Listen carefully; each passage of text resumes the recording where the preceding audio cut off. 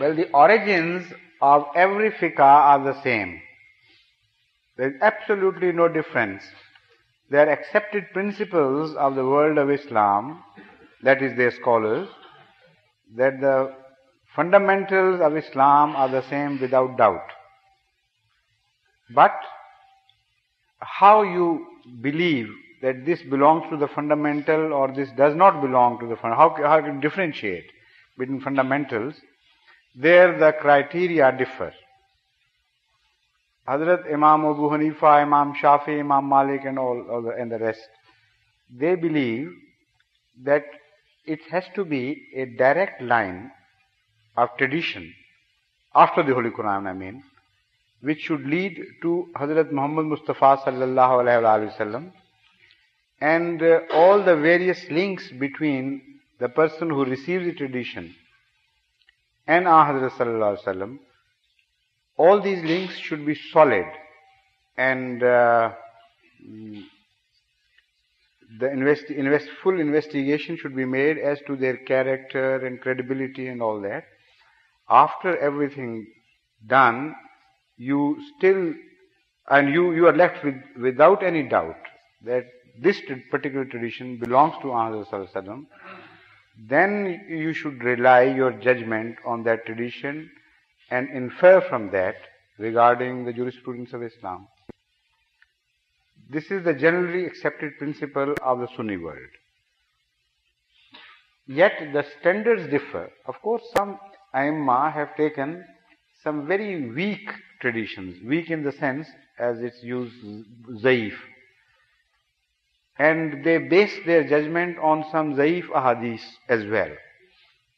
But only because because there is a paucity of traditions on that subject, and they cannot lay their hands onto a more believable, more powerful tradition. So the choice to them is just either to accept a weak tradition and base their judgment on that, or just to give an opinion from themselves.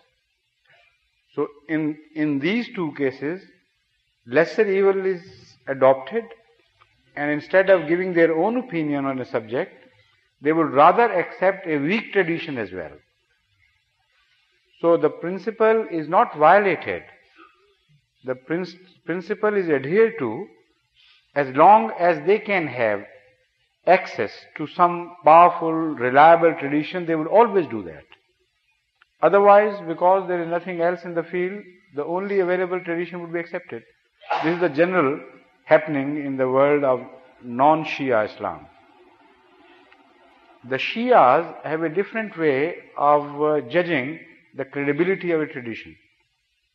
They say because our Aimma are Masoom anil Khata, they cannot commit error, and they are so truthful that it's impossible for them to relate anything to Hazrat sallallahu alaihi wasallam which he never had said.